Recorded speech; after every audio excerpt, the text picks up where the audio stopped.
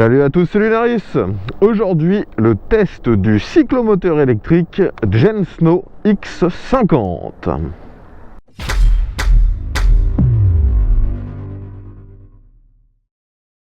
Donc les amis, on se retrouve aujourd'hui de nouveau pour un vélo électrique. Enfin, c'est présenté comme un vélo électrique.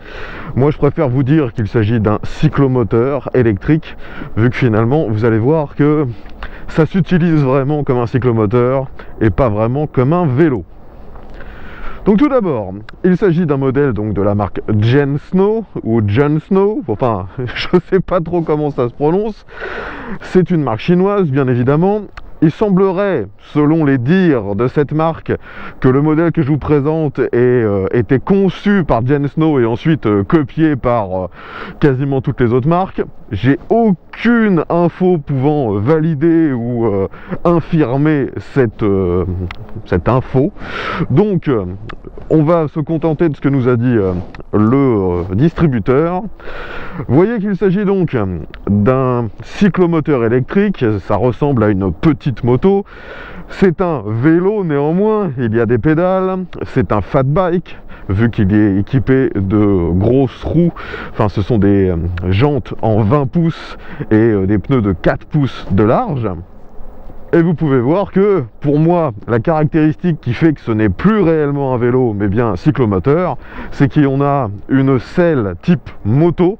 Elle est assez grosse, on pourrait même envisager d'être à deux dessus, mais c'est surtout que cette selle n'est absolument pas réglable. Donc, si vous voulez pédaler, c'est tout de suite problématique. Là, vous voyez que j'essaie de mettre quelques coups de pédale. Forcément, c'est possible, mais c'est pas agréable du tout parce que je suis pas à la bonne hauteur afin de maximiser l'efficacité de mes jambes. Là finalement je suis assis beaucoup trop bas, alors que moi je suis pas très grand, hein, et vous le savez si vous suivez régulièrement mes tests, je mesure 1,70 m. Bon, aujourd'hui, comme je vous l'ai dit, je teste ce bolide en mode cyclomoteur, mais vous avez peut-être déjà vu un extrait de la chaîne de mon frère, MC Aventure, où on utilisait ce vélo et on l'utilisait bridé. Parce que lorsque je l'ai reçu, il était entre guillemets conforme à la législation française, il était bridé à 25 km/h.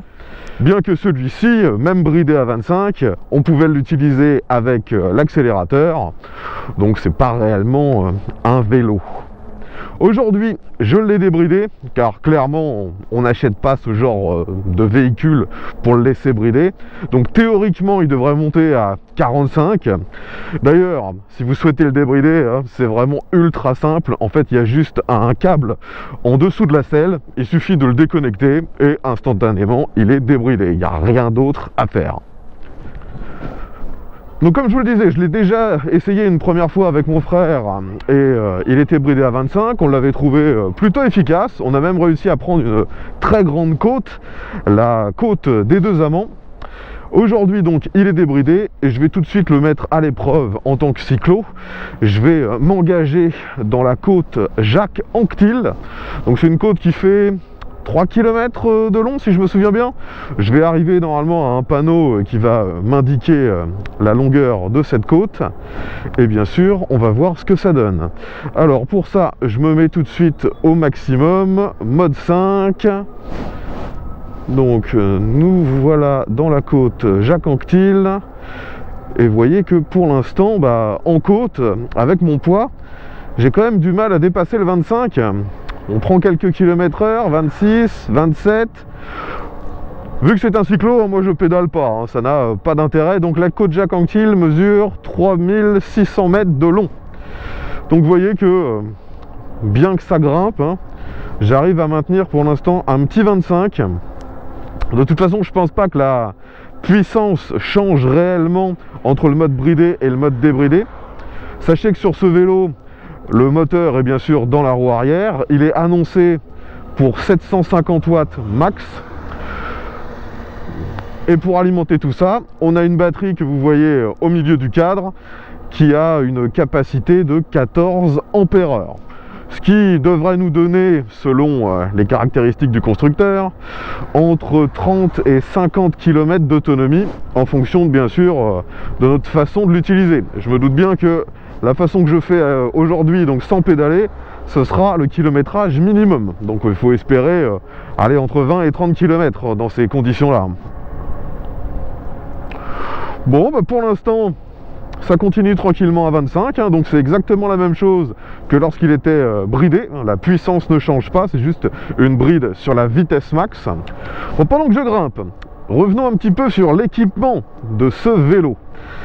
On a, comme je vous l'ai déjà dit, un fat bike, donc avec des grosses roues, et ce vélo est tout suspendu. On a une fourche à l'avant, ça fait illusion, parce qu'elle est d'un diamètre relativement large, donc ça donne un petit côté moto. C'est pas réglable par contre, et à l'arrière, on a une suspension, un petit amortisseur qui, pour l'instant, sur la route, fait parfaitement le boulot. Après, c'est quand même typé assez ferme, assez raide. Moi, je pèse 100 kg et quand je me mets dessus, la selle bouge presque pas en hauteur. Ce qui montre que l'amortisseur est quand même très très ferme. Certains pourraient croire qu'avec ce genre de véhicule, on peut faire du tout-terrain. C'est envisageable en chemin bien sûr, hein, mais vous n'irez pas faire du vrai tout-terrain avec ce genre de vélo, c'est pas vraiment adapté. Par contre, sur route, la position elle est vraiment confortable. Vous voyez que le guidon est un petit peu recourbé vers moi. On a le buste quasi à la verticale, la selle est pas forcément confortable, mais l'avantage c'est que celle-ci est grande, donc on peut se déplacer afin de ne pas forcément avoir des points d'appui sur les fesses qui viendraient à vous faire des douleurs. On peut se déplacer un petit peu, donc on trouve une position agréable. Et malheureusement tout ça, ça ne participe pas par contre à la facilité pour pédaler. Là vous voyez que la selle, elle est quand même un petit peu large, c'est étroit pour une selle de moto, mais c'est large pour une selle de vélo. Et ça fait que si j'essaie de pédaler, eh bien j'ai les guibolles qui frottent contre la selle et donc j'ai encore moins d'efficacité pour pédaler, je suis obligé d'écarter les cuisses, c'est vraiment désagréable. Bon, vous voyez que je continue la côte Jacques-Anquetil, hein. On est arrivé à peu près à la moitié, je continue toujours entre 25 et 30 km/h et je ne pédale pas bien sûr, hein. Je me contente de faire, de faire confiance au moteur. Et celui-ci fonctionne bien. Une autre caractéristique sur ce cyclomoteur qui prouve qu'on est au-delà du vélo, on a au niveau de l'éclairage un gros phare LED à l'avant. On a aussi des clignotants et ce sont vraiment des clignotants type moto à l'avant. À l'arrière, c'est un feu qui est intégralement à LED. Il fait office de feu stop et aussi de clignotant. J'avoue qu'à l'arrière, les clignotants sont quand même un peu moins visibles que ceux à l'avant. Mais là, on a clignotant avant-arrière. On est vraiment bien pour la signalisation. Et si nécessaire, on a bien sûr un petit klaxon. C'est un bruit très électronique, hein, mais assez fort. Donc on peut envisager de l'utiliser sans problème. Donc bien que ce vélo ne soit pas vraiment conçu pour pédaler, du moins c'est pas son point fort, ils ont mis un dérailleur, donc c'est un dérailleur 7 vitesses, c'est le Shimano tourné qu'on a sur quasiment tous les vélos électriques chinois. Ça fonctionne bien, hein, enfin du moins ni mieux ni moins bien que d'habitude, hein. Même s'il faut l'avouer c'est quand même assez peu utile sur ce genre de machine. Alors là ça redevient un peu plus plat, vous voyez que maintenant j'arrive à 30 km/h. On sent bien que c'est juste un moteur de 750 watts. Si je le compare par exemple au Samebike M20 qui reprenait une esthétique similaire, lui il était donné pour un peu plus de 1000 watts en crête et on le sent, hein, le Samebike était un peu plus performant. Après, là où ce Gensnow X50 se distingue réellement des autres, c'est sur le tarif. Je vais en parler tout de suite car c'est clairement une des caractéristiques premières de cette machine. Il est vendu actuellement pour moins de 900 €. Alors que ses concurrents, comme par exemple le Samebike que j'ai pu tester, lui était vendu 1600 €. Alors ici, ça descend très légèrement, on continue de prendre de la vitesse, j'arrive à presque 50 km/h. Et franchement, ce que j'aime beaucoup sur cette machine, c'est que les suspensions, comme je vous l'ai dit, elles sont assez fermes, donc ça encaisse très bien le poids du vélo, qui pèse à lui seul 40 kg, plus mes 100 kg dessus. Franchement, j'ai vraiment le sentiment d'être sur une petite moto, et pas du tout d'être sur quelque chose de fragile, comme c'est parfois le cas avec certains vélos. Là, on se sent vraiment sur quelque chose d'assez gros, d'assez robuste. Allez, je change de trajectoire. Ah, de nouveau, hein, la moindre bosse, hein, on le sent tout de suite. Hein. Les suspensions sont vraiment très fermes, c'est pas typé confort du tout. On va continuer sur ce chemin de campagne. On va essayer de vérifier quelle est la vitesse max. Donc là, je suis sur du plat. J'arrive à 40 pour l'instant. Donc l'accélération n'est pas fulgurante. Hein. Ça prend de la vitesse tranquillement. De nouveau, pour comparer avec le Sembike, lui était presque un peu brutal dans ses accélérations, surtout lorsqu'on était à faible vitesse.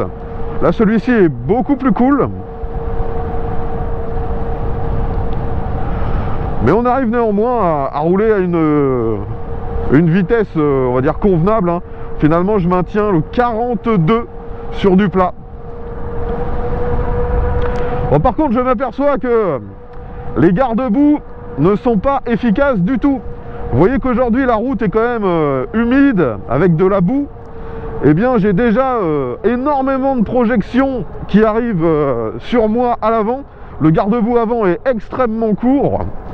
Celui à l'arrière a l'air d'être un petit peu plus efficace, mais franchement, même en roulant sur des courts trajets, vous allez être repeint de la tête aux pieds. Là, je vois mon pantalon, il est moucheté de taches de boue. Pareil pour mon blouson. J'espère d'ailleurs qu'il n'y a pas eu de projection sur l'objectif de la caméra. Pour revenir un peu sur le côté technique, sur ce vélo, vous avez bien sûr un moniteur qui permet d'afficher la vitesse, le niveau d'assistance, le niveau de batterie, vous avez le kilométrage. Et le souci, c'est que celui-ci est, comment dire, monochrome. Donc déjà, c'est pas forcément aussi lisible que ceux qui sont couleurs. Mais comme souvent avec les vélos électriques, je vois que en fonction de mon accélération, l'indice de charge de la batterie évolue totalement. Là, j'accélère à fond depuis tout à l'heure et il suffit, là j'ai déjà plus que 2 barres sur les 5, donc il semblerait qu'en l'espace de quelques kilomètres j'ai déjà sacrifié la moitié de la batterie, ce qui me semble peu probable. Mais dès que je lâche l'accélérateur, je vois que la batterie a tendance à revenir sur 3 voire même 4 barres. Donc ça indique bien que en fonction de votre utilisation, faut pas se fier à l'indice. Faut plus se fier au nombre de kilomètres que vous avez déjà parcouru. Et les vibrations me font zeuzoter. Alors j'arrive maintenant dans une phase en descente. Ça va me permettre de tester la dernière partie technique dont je vous ai pas encore parlé, le freinage. Alors je ralentis un peu.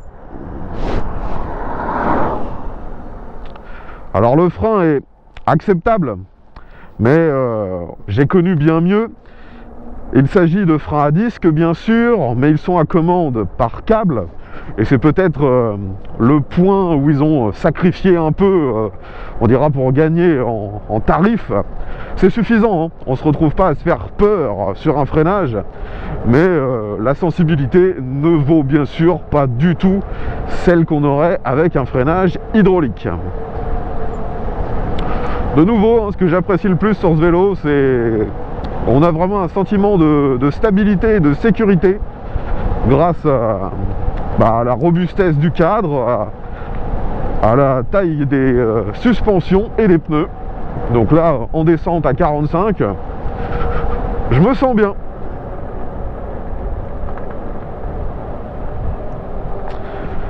Alors, la descente est finie, on va repasser tout de suite sur une montée. Alors la prise d'information ne pose aucun problème, hein. C'est un vélo, on n'est pas penché, on est très droit. J'accélère et ouais, dans les fortes pentes, il a du mal à reprendre de la vitesse, hein. Là vous voyez c'est vraiment très raide. Il reprend km/h par km/h, 14, 15. C'est là où on voit la limite, hein. Il n'a vraiment que 750 watts. Mais ce qui est quand même pas trop mal pour le prix. Allez, je l'aide un petit peu en pédalant et je m'aperçois que mes fringues sont dans un état. Les garde-boue, c'est vraiment une catastrophe. Bon d'ailleurs, quand vous essayez de pédaler, il y a un petit temps d'attente, hein. C'est un capteur de pédalage et non pas un capteur de couple. De toute façon, comme je vous l'ai dit, hein, ils n'avaient pas de raison sur une machine de ce type de privilégier du matériel fait pour pédaler, alors que la position ne vous permet pas de le faire dans les meilleures conditions. Dans les descentes, on arrive facilement à 50. Hein. Allez, je ralentis un peu, vu qu'on arrive sur un Dodane. On va prendre ce Dodane à 35. Alors comment ça se passe? Oh, de nouveau ça passe, hein, mais c'est ferme, hein. C'est très ferme. Donc les amis, que me reste-t-il à vous décrire sur ce Gensno X50?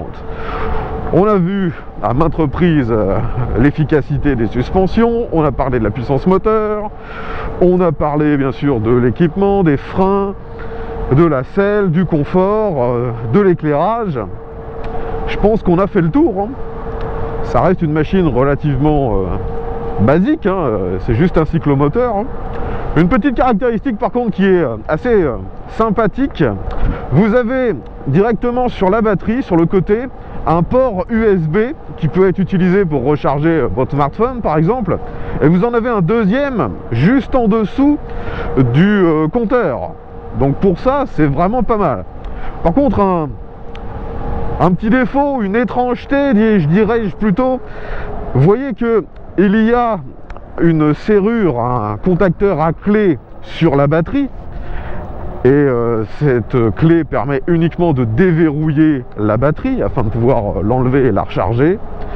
Et vous avez un deuxième trousseau de clés qui lui se met sur le contacteur qui est au guidon, qui lui sert vraiment à démarrer, à mettre le contact du vélo. Donc je trouve ça dommage qu'ils aient mis deux jeux de clés. Ils auraient dû essayer de faire que la clé soit la même pour tout. Malheureusement sur les vélos chinois comme ça, on sent qu'ils achètent des périphériques à droite et à gauche et qu'il n'y a pas réellement de concordance entre toutes les pièces du vélo. Ah, maintenant il se met carrément à pleuvoir. J'espère de nouveau que la visibilité ne sera pas trop réduite sur l'objectif. Bon, de toute façon, il ne me reste plus qu'à conclure. Pour moi, c'est pas une mauvaise machine, loin de là. Et surtout, son rapport prix-prestation est excellent. Actuellement, je connais pas d'autres vélos de ce genre qui seraient vendus aussi peu cher, hein. Là, je vous l'ai dit, il est en vente sur le site de Gensno pour moins de 900 €. En plus, parfois, il y a des promos qui peuvent le mettre à encore moins cher. Donc, pour le coup, c'est vraiment intéressant. Je me sens obligé de faire un petit rappel, hein. Logiquement, ce vélo n'est pas toléré sur route si vous l'utilisez de la façon dont je fais aujourd'hui. Vous devriez normalement l'utiliser bridé à 25 km/h et pédaler si vous voulez respecter la législation française. Mais bon, vous savez comme moi que 90% des acheteurs de ce type de vélo vont le débrider et rouler comme avec un cyclo. C'est pour ça que les gens achètent ce type de produit. Mais normalement, si vous voulez rouler avec comme un cyclo, il faut l'assurer comme un cyclo. Il faut disposer du permis AM, bien sûr, et également rouler avec un casque, comme je le fais aujourd'hui. Enfin voilà les amis, je pense avoir fait le tour de tout ce que je pouvais vous dire concernant ce X50. Si vous avez des questions, l'espace commentaire est là pour ça. Si vous possédez déjà ce modèle ou si vous l'avez testé, pareil, donnez-nous votre retour d'expérience dans les commentaires. Si vous souhaitez en savoir plus sur cette machine, je vous invite à vous abonner à la chaîne de mon frère, MC Aventure, vu qu'on a déjà réalisé une vidéo ensemble concernant ce vélo, et d'autres devraient arriver d'ici quelques temps. Comme d'habitude, si la vidéo vous a plu, n'oubliez pas de mettre un petit pouce vers le haut. Pensez également à vous abonner, vu que vous l'aurez compris, maintenant je teste très régulièrement ce type de vélo. Je vous dis à bientôt, et bien à tous.